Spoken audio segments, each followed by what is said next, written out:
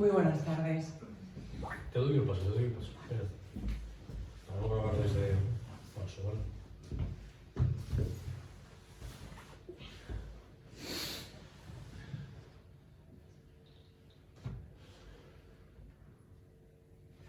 Muy buenas tardes, bienvenidos a una nueva edición de Poeta del Mes. En esta ocasión nos acompaña un excelente poeta que tengo a mi derecha, que se llama Rodrigo Elay, que ha publicado pues una serie de libros como Cerrar los ojos para verte, La víspera, Saltar la hoguera, Vieja escuela y Quizá yo, todos premiados con premios muy importantes. Es un poeta joven, pero su poesía tiene una gran calidad. Bienvenido, Rodrigo. Me llama mucho la atención el dominio que tienes en la dicción clásica, el uso de composiciones tradicionales como la décima blasonera. ¿De qué forma te ha inspirado la lectura de los clásicos tu poesía? Buenas tardes, muchas gracias a todos por estar aquí, muchas gracias Isabel por tu invitación, por todo el tiempo que me has dedicado estas semanas, por la atenta que has estado, gracias de verdad, gracias a todos los que hacen posible este acto. Bueno, vamos a ver, los clásicos son una presencia constante entre mis intereses. Quizá alguna gente de aquí sepa que yo estudié filología española, entonces digamos que a mí de la poesía siempre me han atraído una serie de resortes que yo quería dominar, o que yo quería, digamos, saber ajustarme a ellos. Y he contado en alguna ocasión que, de hecho mi mujer me toma el pelo porque dice otra vez vas a contar lo mismo. Cuando en primero de la ESO un profesor nos comentó una rima de Bécquer y nos explicó cómo, pues esto, cada verso tenía un mismo número de sílabas, que es una cosa que ya habíamos estudiado en el colegio ya contábamos versos, pero a lo mejor yo no había dado ni cuenta, y cómo cada verso finalizaba de una determinada manera. Pero lo que resultaba impresionante, lo que a mí me resultaba maravilloso, es que nada de eso se notaba. Tú podías leer el poema y no darte cuenta en ningún caso de si los versos tenían no sé qué número de sílabas, si las palabras acababan de no sé qué manera. Todo eso podías ver a través de ello y leer lo que se te estaba diciendo. Entonces yo recuerdo que dije al profesor, pero es que esto es imposible. ¿Cómo puedes preocuparte de que cada renglón tenga el mismo número de sílabas, que acaben las palabras de la misma manera y decir algo que tenga el mínimo sentido? Esto es imposible. Y dijo, se rió y me dijo, imposible no, pero bueno, sí requiere su trabajo. Y a mí eso siempre me atrajo, ser capaz de hacer eso mismo. La dificultad. Mira, no sé si lo hubiese dicho en esos términos, pero quizás sí, quizás sea la dificultad. Desde luego, hay una manera de decirlo que no es muy popular, pero la poesía tiene que ser rigurosa. Yo creo que sí, que decir de un poema que es riguroso no es hacerlo de menos, todo lo contrario. Ahora, hay una cosa que dice José Luis García, el cineasta, él dice, de las películas históricas, él dice, rigor histórico, rigor mortis. No como te pongas a representar las cosas tal y como fueron, se acaba generando una distancia tal que sean intolerables. Yo qué sé, las películas de Pasolini sobre la antigua Roma, pues todos están desdentados y todo. ¿Cómo se supone que estarían? Y cuesta ver esas películas precisamente por eso. Hay una serie de convenciones, sabemos que no pueden llevar un reloj, pero que vayan perfectamente peinados y que las uñas perfectas, eso sí, ¿no? Entonces, ¿a dónde voy? La poesía tiene que ser rigurosa, pero no solo rigurosa, no solo agotarse en eso. Y volviendo a tu pregunta, hay una serie de ingredientes que yo quería ser capaz de saber hacer y a ello me apliqué, digamos, porque me atraía poderosamente. Y nunca vi que en ello hubiera algo que obligase a la poesía a ser antigua, o que obligase a la poesía a ser fría, o que obligase a la poesía a ser escolar. A mí nunca consideré que todo eso fuese óbice para escribir poesía que interesase, que emocionase, que llegase, pero desde ese trabajo. Los poemas de Rodrigo emocionan y mucho. Me llama la atención lo que dices del rigor, Sí. porque tú crees que él es profesor de la Universidad de Oviedo, entonces entraría un poco en la categoría de profesor poeta. ¿Tú crees que los filólogos, quién sabe más de poesía, los filólogos o los poetas? Esto me lo dices porque yo en algún sitio dije, de manera un poco provocativa, no es que yo sea muy de provocaciones, pero bueno, en algún sitio tengo dicho que los que saben de poesía son los filólogos. Por supuesto que sí. Han leído más y saben más. Otra cosa es que esto es como... es que se me estaba ocurriendo un ejemplo que a lo mejor no es el más bonito, pero lo voy a poner. Es un ejemplo, una vez que decía Camilo José Cela, o sea, ya se imaginarán por dónde va. Una persona, una chica, un chico, puede no tener ningún tipo de conocimiento ginecológico y pueden concebir hijos preciosos. Claro, entonces el filólogo puede tener enormes conocimientos que no le permitan escribir un poema. Claro, pero, ¿sabes? Bueno, estoy aquí aporreando con la patilla, la diadema esta que me he puesto de Madonna, que quería yo ponérmela. Entonces, eso, uno puede... Que los que saben poesía son los filólogos, yo lo sostengo. Ahora, que sepan hacer poesía, no tiene por qué, claro. ¿Y te ayuda a escribir poesía a reconocer cosas de ti que no sabías? Como por ejemplo, hay un poema del que me acuerdo, te refieres a tu abuela y dices, yo no sabía que la quise tanto. Es Sí. como una reflexión Sí. muy profunda. ¿Y lo sabías antes? Bueno, ahí seguramente no es tanto que lo supiera, no es tanto que lo descubriera al escribir el poema, que puede que sí, sino que lo descubrí cuando faltó. Luego, a lo mejor podemos leer ese poema, porque es un poco largo. Pero vamos a ver, yo al principio, en mis primeros libros, en los primeros poemas, trataba de decir de la mejor manera posible la idea que tuviese en la cabeza. Y muchas veces lo que veía es que esa idea se enriquecía al escribirla. Y lo que he ido aprendiendo es que este proceso cada vez es más rico. Y ahora sé menos lo que quiero decir y lo averiguo cuando lo digo. Hay unos versos de Carlos Marzal, Sí, me estaba acordando de Carlos Marzal. que yo siempre cito a este respecto, que dicen: si sé lo que escribir, no escribo nada. Si escribo es por saber lo que sabré. Y recuerdo que estos versos, cuando los leí, son de un libro que se llama Anima Mía, de 2009, yo tenía entonces 20 años. Cuando los leí me sorprendieron mucho, porque yo en aquel momento estaba lejos de escribir de esta manera.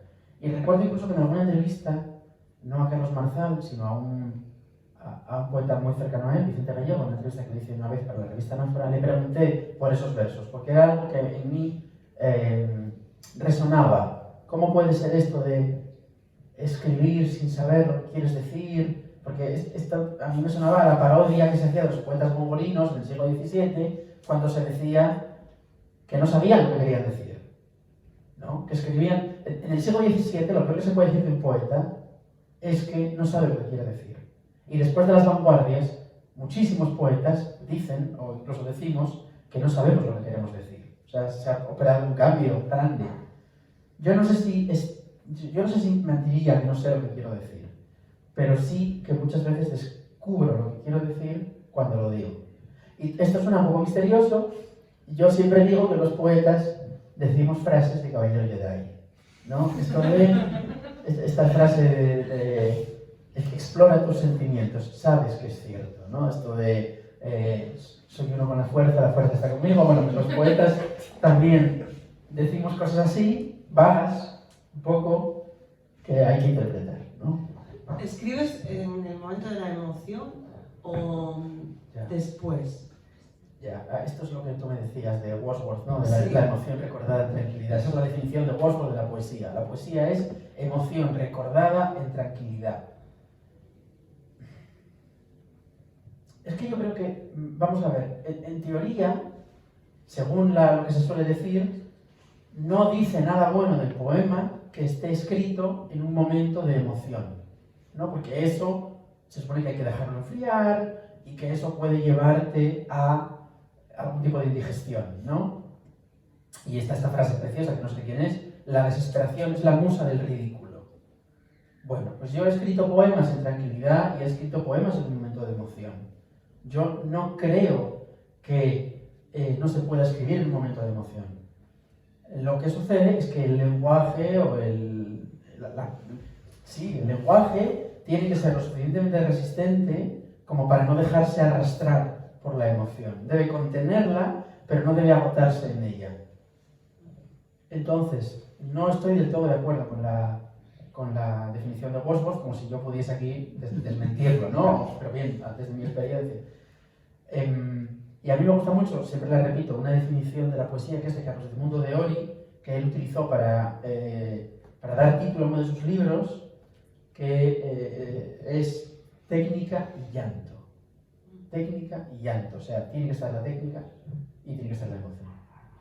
Los poemas de Rodrigo son técnicamente perfectos, dominas la edición clásica y tienes una enorme capacidad de emocionar, sobre todo con tus poemas de amor. Así que léenos algunos, por favor. A ver, sí, vamos a ver.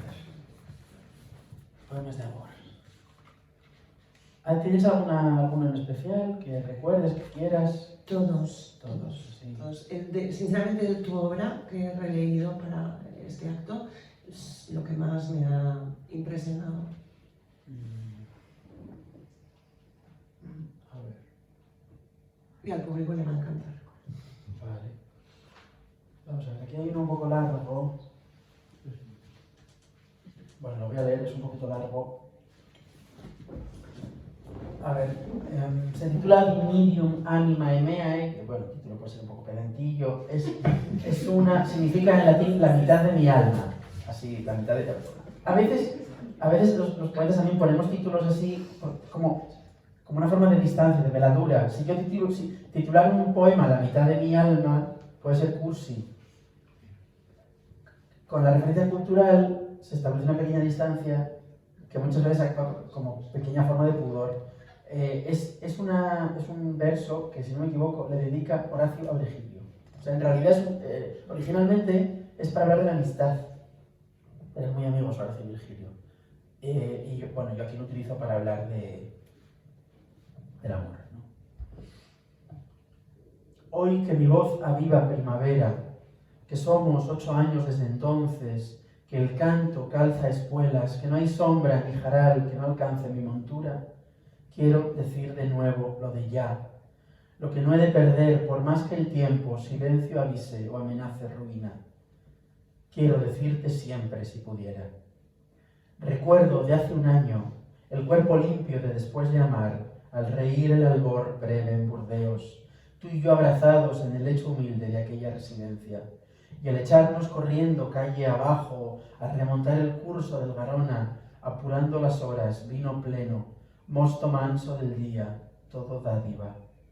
Y el autobús nocturno y 11 horas, surcando asfalto en lenguas de qué tierra, o cruzando Polonia en aquel tren, de vuelta al otro lado del Skype. Y tantas otras veces que era yo quien se partía lejos. ¿Recuerdas? Berlín bajo los tilos, Vancouver en otoño, el viento de Edimburgo que no supe curarte, y el regreso y la ausencia, y sé que fueron por ti las noches largas que esperando, las tan cortas contigo, por ti la barbacana de Cracovia, por ti la majestad solar de Oporto, Salamanca por ti, su aire de Roma, castellana, mi flor en el barranco, por ti esa vez la catedral nevada, la piscina desnuda por nosotros. Por ti aquel parque lento en Barcelona, tú y yo, Ulrica y Otálora en Ginebra, y las caricias en la sombra cómplice de la cisterna azul en la alcazaba de Mérida. Ay, amiga, la tarde del botánico, bebiéndome tu piel, temblando juntos. ¿Recuerdas? He pasado pensando en ti los soles de Nevic, pensando en ti las nieblas de Neuchâtel, muchacha, llaga dulce, y encendías mi sangre, y he rezado porque no se agostara, por seguirte, porque no venga el frío ni nos coja la lluvia, por poderte querer aún sin querer, sin hacer el esfuerzo, sin temerlo. Y así fui bendecido con el don. No sé cuántos más viajes nos esperan, en qué ciudad veré cómo te vuelves, en qué ciudad seré yo el que se vaya. Sé que duele y no importa, nos seremos firmes como la luz, sin volver riendas. Y aunque vivo en tus manos y lo sabes, y aunque a diario te nombro en alta voz, cuando a solas mi corazón en llamas, hoy quiero repetirte una vez más que soy parte de ti y tu parte mía, que por ti fui lo que una vez rogué, que por ti supe todo lo que sé, que por ti sigo siendo todavía.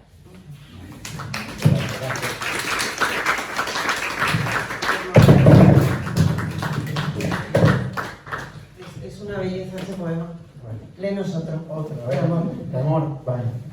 Este se titula Call Me By Your Name y está escrito después de ver la película homónima. Si todos los títulos están en alguna lengua extranjera, ¿no? No todos, pero bueno. Es una película preciosa, por cierto, verdaderamente buena. Bueno, lo leo. Al salir a aquel claro, entre el silencio y un frescor de zaguanes en penumbra, de repente la música del agua sobre el olor violento del verano en los árboles, prendidos de albaricoques rojos. Allí echados, con el cielo a la altura de los ojos, el sol lamía delicadamente tu piel humedecida, y yo pensaba en el baile de los dos, con las ventanas abiertas a una noche que nevase, destellos blancos sobre nuestros pasos, sobre el sabor salobre de tu sexo. Antes, manos al viento en bicicleta, de camino a la mar, tacto de plata, y las toallas mellizas en la orilla y morder en tu boca pulpa dulce, como bebiendo zumo con los dientes. Pero al salir al claro, entre la plena celebración del día, los dos solos, palpándonos la vida en las pupilas, brotaban los recuerdos también amargos, sí. Las veces que escribir se rompe en llanto, o soy pródigo en lengua y se divide entre los dos la muerte. O esperamos en coche sin saber qué callarnos, ya todo, no, las dudas, suspirando, la voz entrecortada. Pero da igual, ¿me oyes? Da igual. Lo que es la vida lo aprendí contigo y que el amor siempre es más fuerte. Por eso en aquel claro nos dijimos despacio entre la hierba que besaba tu nuca, respirándonos mientras cedía el mundo, nos dijimos tus ojos siempre paz de mi quebranto, llámame por tu nombre porque soy para ti.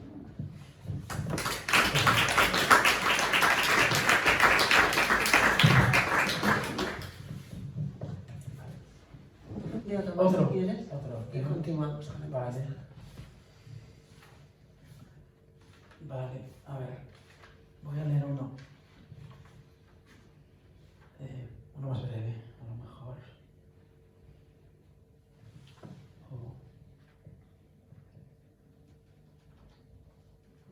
Bueno, voy a leer de otro tema, ¿no? Más que de amor. A no ser que me pidas que sea de amor. Te lo pediré No, después. espera, después, vale. Voy a leer un poema que habla de la primera nevada del año. Ahora que nieva mucho menos. A mí todavía me tocaban nevadas grandes, bueno, no sé si grandes, pero recuerdo de que digo nevadas mucho más grandes que ahora, que parece que enseguida se deshace la nieve. Bueno, este es un momento en el que la última nevada que recuerdo, yo creo que fue en el año 21, en Oviedo, y nada, nevó un poco y fue así, no hubo nada. Se titula Suena la nieve, el poema. Segundo don del año. Un instante, la nieve. Dulces trapos cayendo tan despacio como si remontasen cielo arriba, en memoria de qué. Y apenas nada. Agua solo después, viento en el viento, un segundo de plata suspendida y que poco más tarde. De cuál modo agua disuelta en frío, en nunca y pasa, como en lluvia, las calles de Charol. Pero en ese siquiera de repente, en su limpia caída, en su derrumbe como, los ojos otra vez, los ojos siempre. Mis 8 años en aquel trineo, la luz incierta del amanecer por la pradera abajo, y mamá que nos llama, Nochebuena, los 5 años después en otro viaje, y ya lenta empañando el parabrisas, o más tarde, tú y yo, desde aquel lago de Neuchâtel, mirando en el reflejo la candidez altiva del Cervino. Todas las nieves son la misma nieve. Todas estas miradas, todas sí los ojos que ahora tengo y los que tuve, de repente, de pronto, simultáneas, solo viendo caer, solo un segundo, un puñado de copos desde donde, un puñado de pocos sin cuajada. Yo no sé si lo fui, si lo soñé, sentado en la penumbra en la cocina de mi casa en Oviedo, viendo cómo nevaba en mi memoria.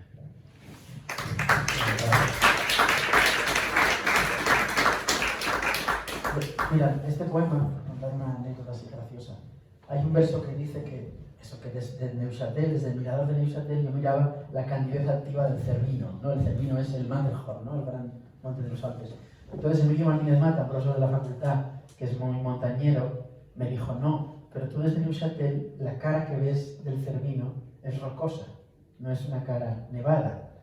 Y entonces me dijo, te dejaste llevar por la efusión poética. Y yo le dije, pero Emilio, tú no sabes que el único lugar en el que los poetas hemos visto el Cervino es en las tabletas de Tolera. Está bien. Hay un verso tuyo que me encantó cuando lo leí, en un poema que se titula De Vita Filológica. Dices, aprendimos a elegir la alegría de leer.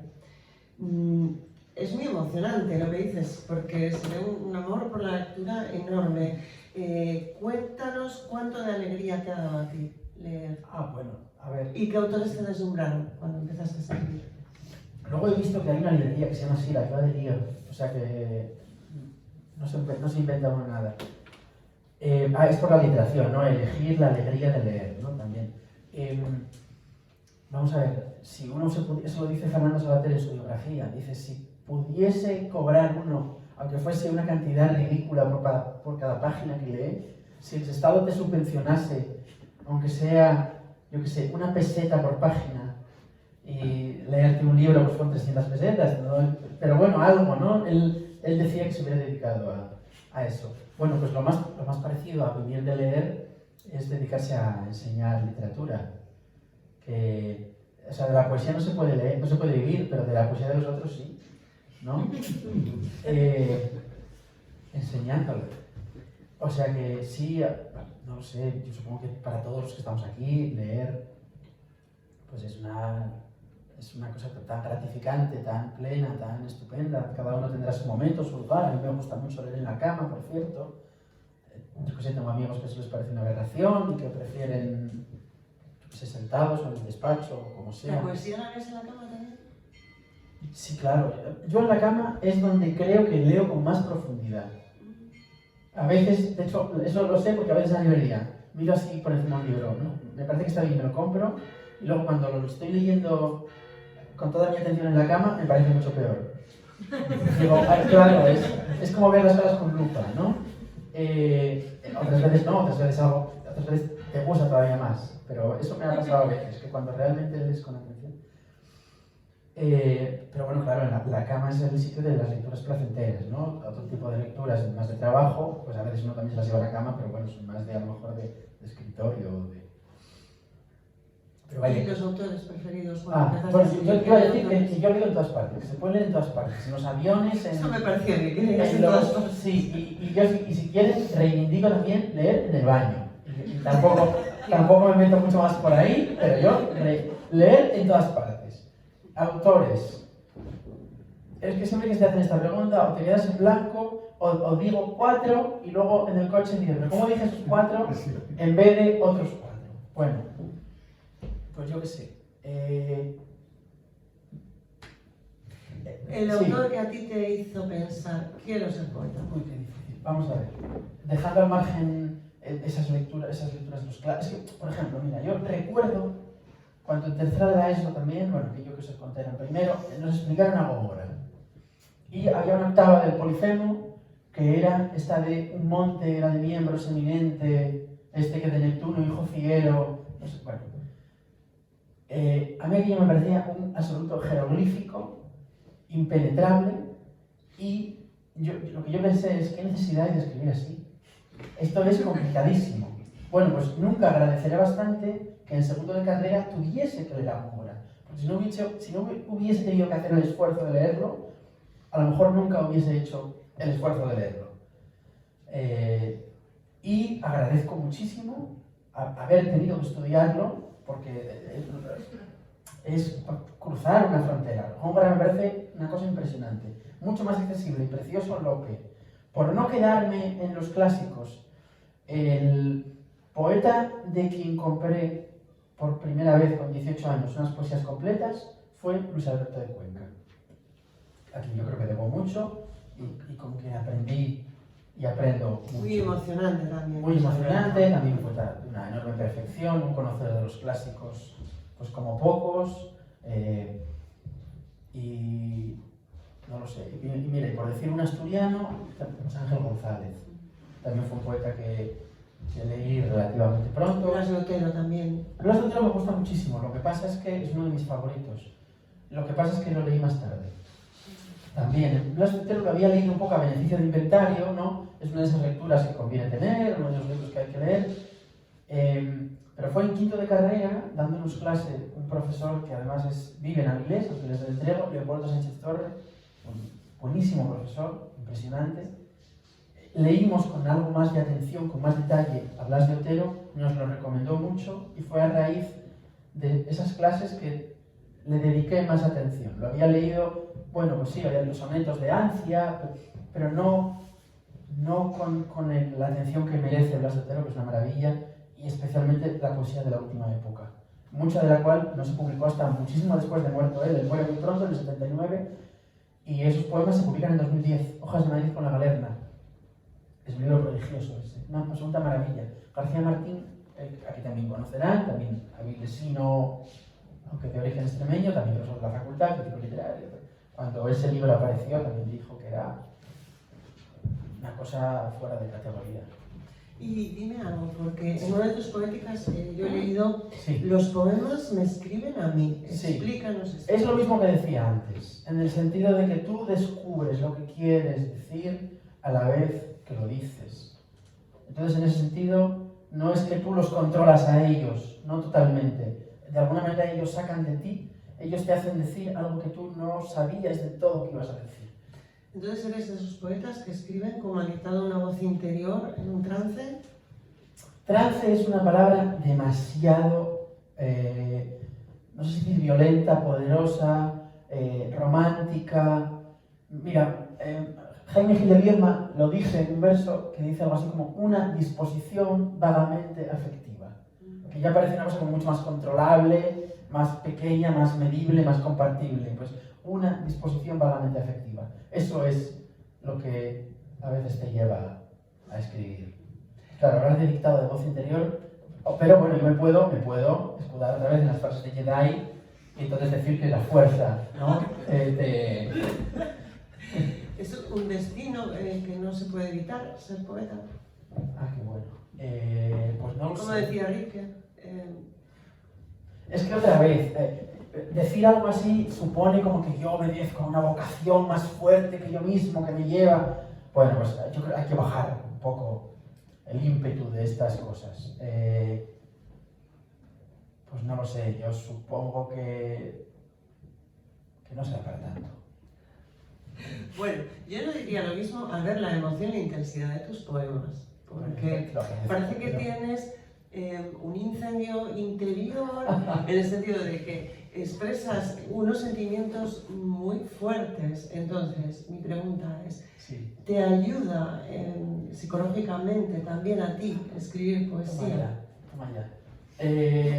Mira, antes el poeta que citaba, Luis Alberto de Cuenca dice que en las ocasiones en las que ha ido a psicólogos o a terapeutas o lo que sea, cuando le dicen, escriba usted, él les da sus horas completas y dice, yo ya escribo bastante. Lo que tenga usted que interpretar, aquí lo tiene, ¿no? Entonces, puede ser efectivamente que la escritura actúe de una forma terapéutica, taumatúrgica, curativa, sí. Yo creo que algo de eso hay, ¿no? Que uno puede conjurar determinadas cosas, exorcizarse en cierto sentido. Sí, todos esos componentes están, yo creo. Hombre, Al menos en cierta medida. Tú eres capaz de decir, concédeme este día e incéndiame los ojos. Entonces, eso es un volcán. Eso es un volcán de emociones, de sentimientos. Por eso creo que la poesía igual te puede ayudar. Bueno, nos ayuda a escribir poesía. No lo sé. Y te voy a hacer una pregunta muy... Ese verso constante porque está en un poema que casualmente he leído. pero seguramente si me dices si es mío no lo sabría. Ya, ¿eso es mío? Suele ocurrir. Y ahora un par de preguntas Sí. Que son versos tuyos. A ver. ¿Nada sabe de versos quien no sea capaz de desnudarse en el papel? Sí, vamos a ver, esto de una vez comentando con un amigo me lo dijo de una manera así muy bonita, me dijo, la poesía comporta un riesgo necesario. Sí, o sea, hay un componente de exhibición, hay un componente de... no sé dónde leí el titular creo que sí, creo que ahora en una entrevista con Luis Alberto de Cuenca precisamente dice, los poetas somos un poco dados al striptease, ¿no? Y todos los escritores, porque al final uno en cierta medida parte de elementos autobiográficos, en poesía todavía más claramente, diría yo, que en narrativa. Alexandre decía, el poeta miente poco. Horacio también en su poética, que está estudiando el profesor Romero Vallejo, Horacio también dice algo así como que él exige verdad en los poemas. Pero Pessoa ya sabes lo que decía. Sí, pero Pessoa dice, el poeta es fingidor, finge tan completamente que hasta finge que es el dolor que en verdad siente. O sea, mira, otro poeta a quien aprecio mucho, Miguel Dors, siempre dice que cuando en la poesía española se ha tirado mucho por el lado de la poesía ficción, el poeta es fingidor, a él le gusta decir sí, pero el dolor, y cuando a veces se peca de autobiografismo, entonces a él le gusta recordar el otro extremo, ya, pero el poeta es fingidor. Entonces, es verdad, las dos cosas son ciertas, las dos cosas están en el poema, pero incluso en el caso en el que uno fabule, uno puede servirse de cosas que forman parte de uno, incluso de cosas que no han sucedido, o de cosas que ha imaginado. Es que a veces lo que no ha sucedido es más importante que lo que ha sucedido, yo qué sé. Entonces, yo creo que sí, yo creo que el poeta que escribe, voy a decir una expresión que es un poco futbolística, no lo sé, dándolo todo, pues sí, yo creo que sí que tiene un poco que desnudarse en el papel. Lope de Vega decía, cuando le acusaban de pecar de biográfico, que tiene un soneto precioso sobre esto, él dice que no escriba, decís o que no viva. Qué bueno. Y otro verso tuyo, que es otra pregunta. ¿Por qué la terca, la inútil vocación de ser la sombra y ser el que la nombra? Sí. Bueno, porque a veces es verdad que los poemas, yo creo que la mejor y la más alta poesía es la poesía celebrativa. La poesía ímmica, y esto no lo digo yo, esto ya lo... Entonces, ¿adorarás a Luis Sánchez Rosillo? Viene de los griegos, sí, sí. Me gusta mucho Luis Sánchez Rosillo. Y ahora, como esto se está grabando, lo dejo ahí. Bueno, hay cosas que me interesan más y cosas que me interesan menos. Por supuesto, esto llegará a sus oídos. Bien. Pero sí, es un poeta que he leído muchísimo.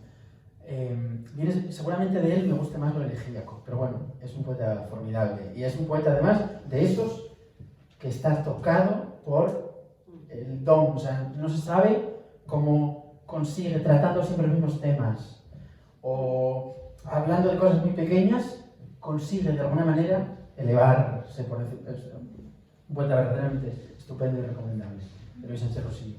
Todavía vino a Oviedo no hace mucho y tuve la oportunidad de verlo. Bien, estaba diciendo, sí, la poesía más alta es la poesía ímmica, ¿no? La poesía celebrativa, la poesía de la alegría.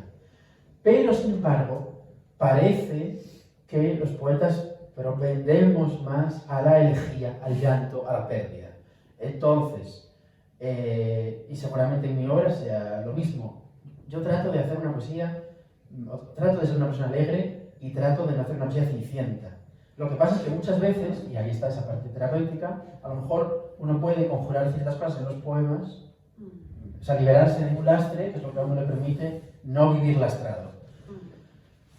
Entonces, ¿de qué habla eso, no? La inútil vocación de ser la sombra y ser el que la nombra. Pues bien, habla de esto, de a veces la tendencia excesiva en los poetas a tratar de la pérdida, como era aquello, solo de lo perdido canta el hombre, que es lo de Antonio Machado, se canta lo que se pierde.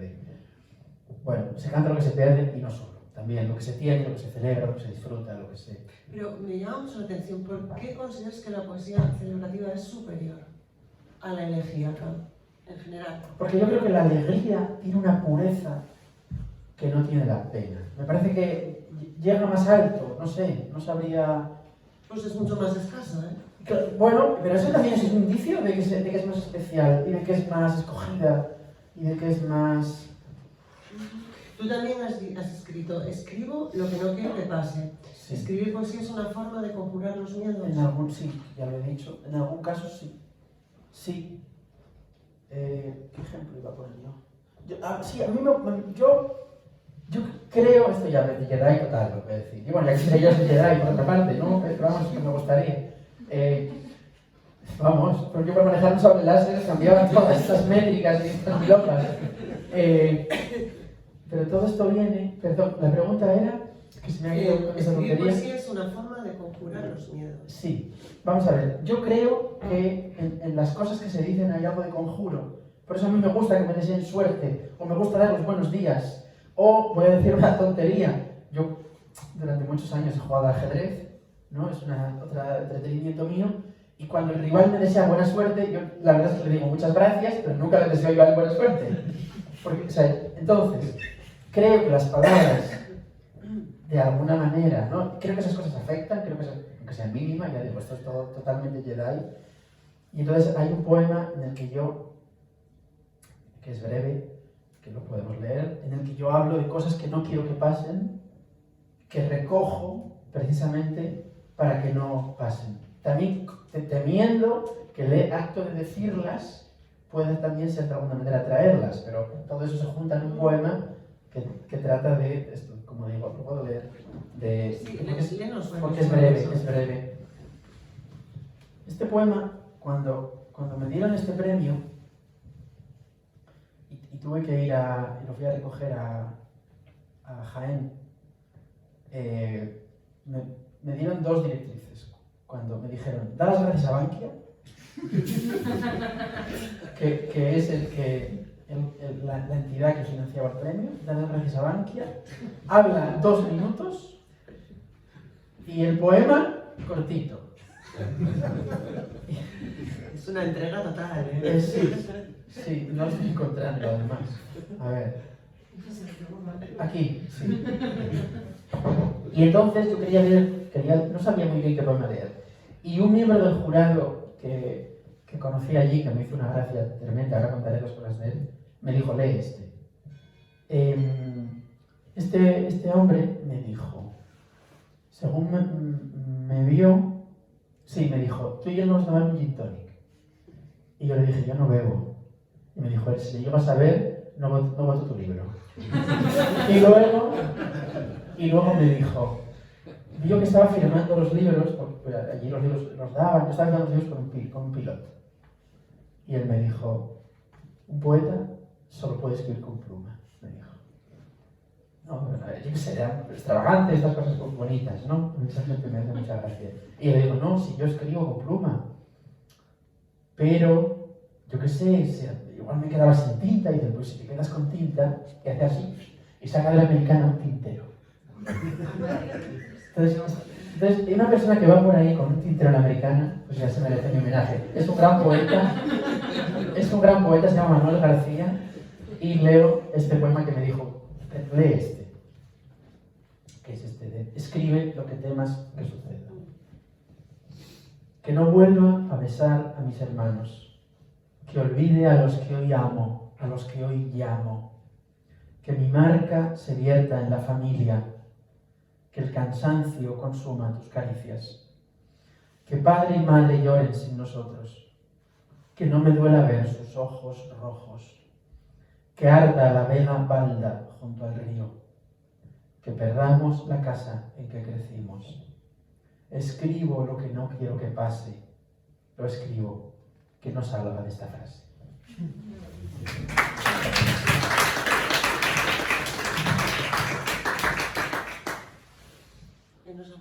A ver, mira, este es un poema. Este es un poema que este es un poema que escribí para un amigo. Es un amigo que me llamó por teléfono, es un amigo al que quiero mucho, me llamó por teléfono, una llamada así un poco terrible. Y entonces parte de lo que él me decía en esa llamada está en este poema, pero también como una suerte de respuesta. Entonces se lo mandé, le gustó mucho y me dijo, no, eso tienes que ponerlo en un libro y tienes que... Es un amigo que, bueno, era un momento difícil para él, un momento así de bajón. Entonces, como digo, es él quien habla en el poema. Se titula La llegada del Dux, el poema, porque este amigo vive en Venecia. Y dice, es un soneto, el poema. Yo me quise matar en los 3 arcos, ahogarme en la laguna, sí, Rodrigo. Ella no está y no está ningún amigo, y estoy solo en la plaza de San Marcos. Yo me moría por sus ojos zarcos, por su piel candeal y el suave trigo que llueve por mi nuca. Perdón, te lo digo mal.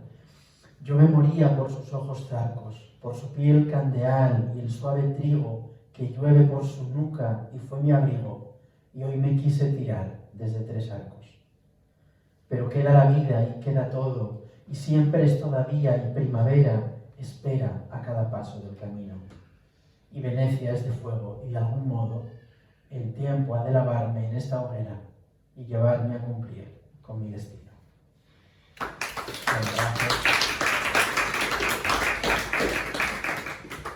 Leo también otro poema en el que están 2 versos que antes me decías, y que lleva precisamente el título este de Lope, que no escriba decís o que no viva. Nada sabe de amor quien no ha reído, nada sabe de amor quien no ha llorado, y nada quien no muera en su cuidado, quien sin ser pleamar haya vivido.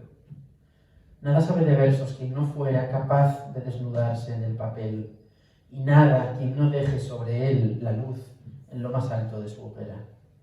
Nada sabrá de amor ni de poesía quien no temiese que por su palabra perdiera todo lo que más quería. Nada de letra y sangre quien no abra su vena en surco por sembrar su herida y broten de su amor palabra y vida.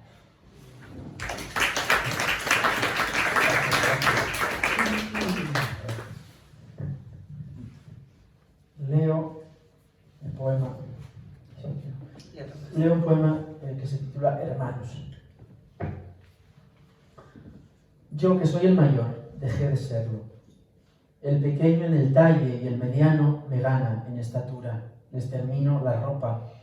Y nos recuerdo que el mediano se fue de casa antes, que compró coche antes, que va a ser en primavera padre. Ya lo ha sido. Yo acumulo mi colección de dudas y de libros y labro mis palabras y lo que pude ser, tal vez nunca, a sílabas contadas lentamente, mientras la luz lluviosa, abril, norteña. Y hoy soy solo el más viejo de los 3.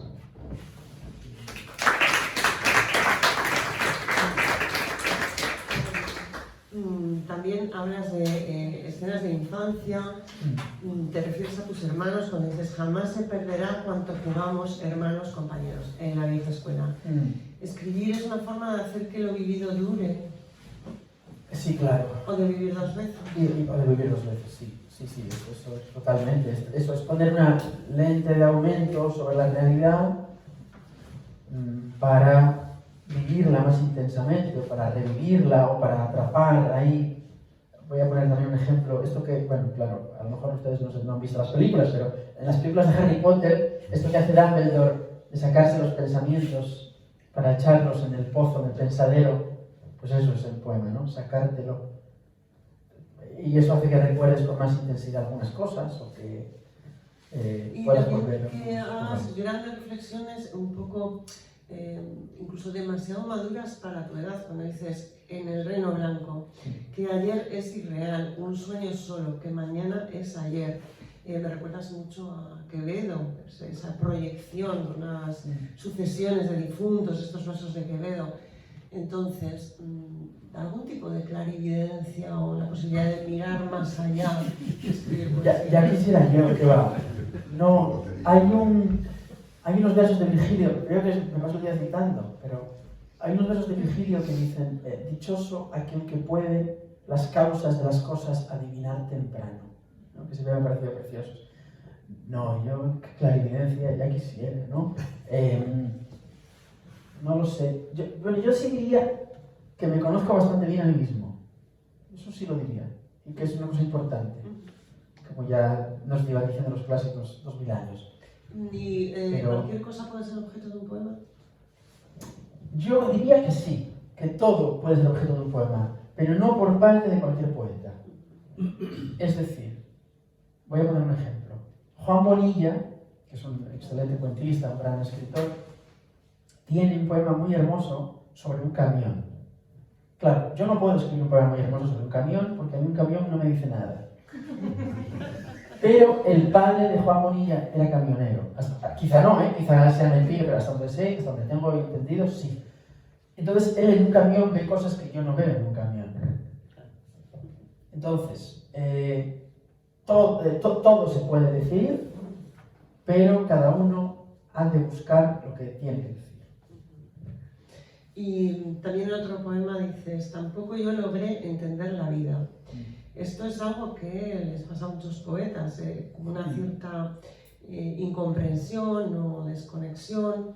Esto es También algo... un poco de pose, pero bien. Sí. Bueno, pose y no pose. ¿Es Sí. algo propio de la poesía? Sí, los poetas son más o menos con matices, pues gente más o menos particular, o no es que el poeta tenga que ser un bicho raro y llevar el pelo largo y las uñas largas y no sé qué, pero digamos que los poetas suelen ser gente especial, al menos en cierto grado, aunque sea gente reflexiva o gente de una cierta sensibilidad, que luego ustedes, a poco que conozcan a los poetas, verán que son unos cabestros considerables. Y lo que sucede es que tienen una especial capacidad verbal y punto. Y que muchas veces de emoción, pero bueno, sí, vamos a... De hecho, tratar con poetas es una cosa lamentable. O sea, yo se lo Es una locura, no se nada recomendable.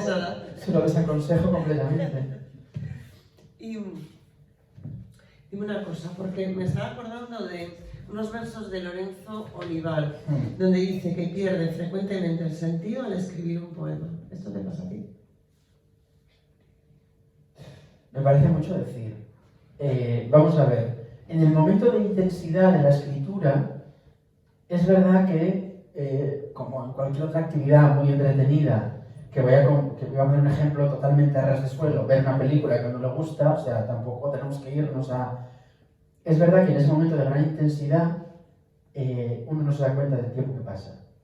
Pero eso no solo sucede cuando uno está escribiendo poesía, o sea, tampoco hay que ser tan... No diría que la intensidad del momento de escritura sea superior a otras intensidades que todas las personas conocemos. Pero sí que es una de ellas y sí diría que, bueno, que es especial. ¿Corriges mucho los poemas? Sí. Sí, eso, Labor Lima, y decía Horacio, eso es, me parece que es obligatorio. De hecho, yo diría que a veces yo diría que lo mejor que hago es corregirlos. Mejor que hacerlos. Yo suelo darles muchas vueltas, dedicarles mucho tiempo. ¿Tanto como Juan Ramón? A ver, es que es verdad que hay un peligro, bueno, yo no voy a comparar con Juan Ramón, entonces evidentemente no, pero hay un peligro que es el de la sobreescritura. Ese es un peligro que está ahí, especialmente cuando un poema tarda mucho en publicarse o un libro no aparece por lo que sea. Hay un momento en el que hay que saber parar. Y es verdad, hay una frase, no paro de decir frases, hay una frase que me gusta mucho de un gran filólogo, Alfonso Reyes, decía que hacemos imprimir las obras porque si no se nos va la vida en rehacerlas. O sea, es verdad que a veces hay que publicar las cosas para alejarlas de uno. Y si no, claro, mientras uno tenga un libro en el telar, parece que es inevitable seguir, y a veces uno puede acabar emborronando, estropeando lo que ya estaba. Entonces, uno tiene que saber parar. Igual que uno sabe cuándo ya está hecha la comida, y no hay que seguir cociendo, ni hay que seguir friendo, ni hay que saber parar. Pues con los poemas igual. Muy bien. ¿Queréis preguntarle algo a Rodrigo? Sí, hablabas de emoción y expresión, sentimiento y técnica. Mi pregunta es, más allá de leer y leer a muchos poetas, ¿la poesía se puede aprender? ¿Sirve de algo una masterclass para poetas? Esa es mi pregunta. A ver, esa pregunta, que es la gran pregunta de ¿se puede enseñar a escribir o el escritor nace o se hace. Bueno, pues lo que han dicho desde Horacio, que ya he citado un par de veces, o incluso Boileau, parte y parte. Es decir, las dos cosas. Tiene que haber algún tipo de predisposición natural y tiene que haber trabajo. Entonces, en aquellas personas en las que hay algún tipo de predisposición natural, yo creo que una masterclass sí que lo puede ayudar, sí que lo puede orientar. Y en el caso de una persona que no tiene ningún tipo de predisposición natural, también aprenderá con una masterclass, pero seguramente nunca llegue al nivel al que sí llegará quien tiene algo de natura, no solo de técnica. Esto de las masterclass, vamos a ver, yo tengo la experiencia que muchos poetas compartimos, de que cuando uno tiene un libro se lo manda a amigos, a poetas de confianza. La masterclass es que el poeta te dice, date cuenta de que aquí esta palabra, date cuenta de ese tipo de cosas que son enormemente de agradecer, que te mejoran el libro. Digamos que yo las he recibido y en la medida en que he podido las he dado a amigos y son muy provechosas y muy útiles, sí. ¿Y alguien más quería preguntarle algo, comentarle algo a Rodrigo? ¿No? Bueno, yo no sé si quieres leernos algo más. Vale, sí, llevamos como una hora. Entonces, a ver, algo más. A ver. Y sé con lo que vamos a terminar, que ya te lo comenté. Ah, no me acuerdo, perdóname. Sí, el libro Saltar la hoguera, con el que empiezas. Sí, verdad, perdón, claro que lo había dicho, perdóname. Sí. Bueno, voy a leer un poema un poco particular, que se titula Póntica.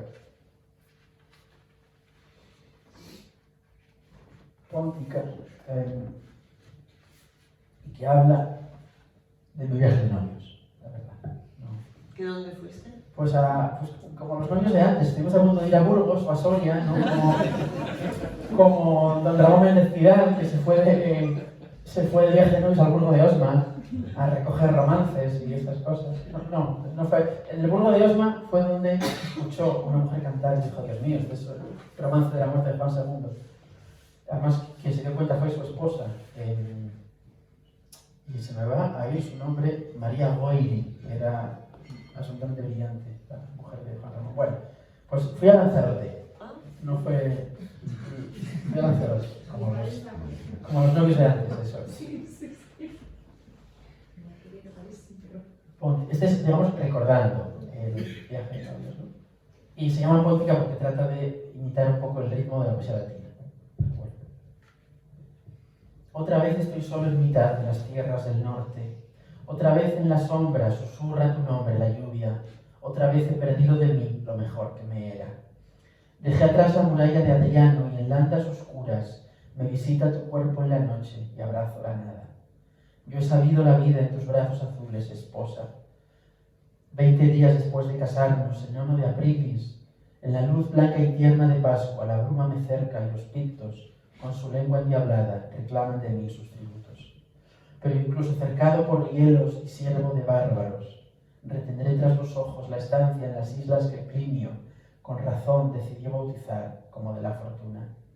En Capraria, abundante en lagartos, o en Iunia Minor, o también Acrositos, pues todos tres nombres la adornan, celebramos el tálamo nuevo de los esponsales, bajo un sol como nunca miramos los dos al unísono. Y es hermoso saberme a tu lado las horas que quedan, y tan dulce sentir que son tuyos los pulsos que reste a mi vida. Porque a ti, la que entre las montañas reluce, nacida en el valle, sostendrán estas manos que ahora en la noche teclean dudando, porque aun muerto mi lengua diría la voz de la tierra que es tuya.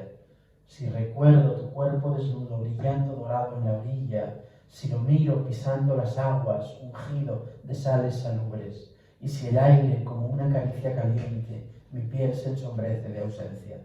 Yo he sabido tu llanto, mi amiga, y tu voz y tu canto, y entonces, en tus labios despacio y tu tacto, y nosotros, en contra, sí del daño, del frío, del miedo, nosotros, esposa. Pero pronto las lejas legiones se regresan y pronto Volveré a nuestro hogar en el tiempo en que empieza la siega. Te amaré como amaron los hombres que abrieron la noche. Posaré besos lentos sobre tus mejillas, iremos por los limpios caminos verano a través y jamás traspondrá los umbrales de nuestra morada querida. Cuando ya nuestro amor no conozca frontera ni nunca, que nosotros ya no cruzaremos, ya no.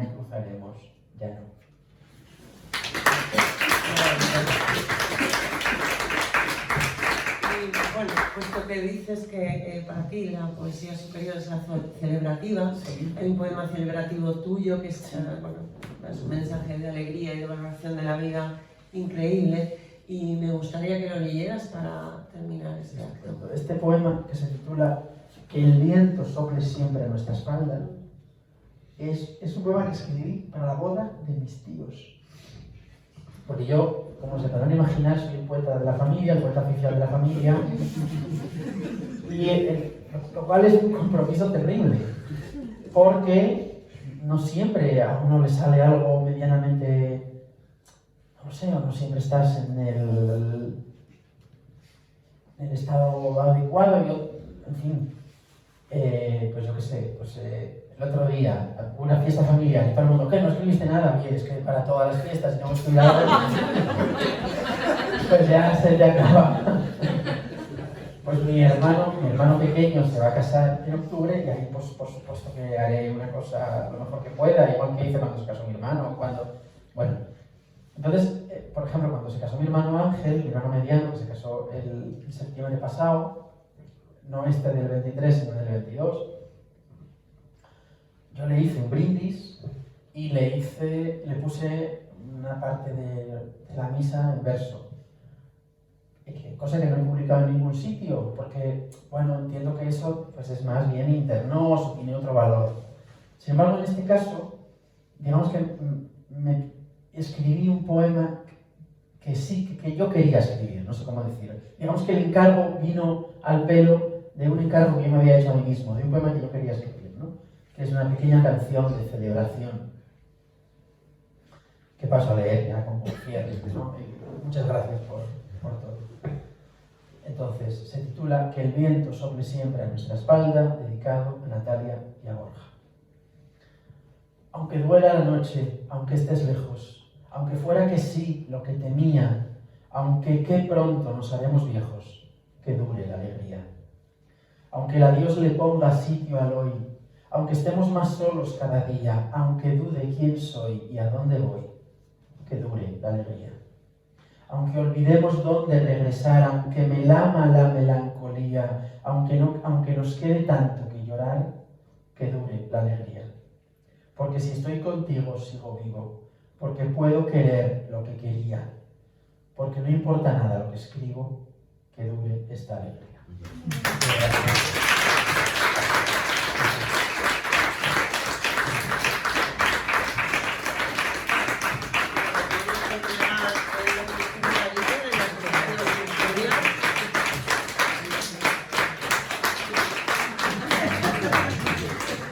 Bueno, ha sido una alegría tenerte con nosotros. Muchas gracias a todo el público por venir. Hay libros de Rodrigo aquí por si alguien está interesado en adquirirlos. Y nada más, cerramos ya el acto aquí. Muchas gracias por venir. Gracias.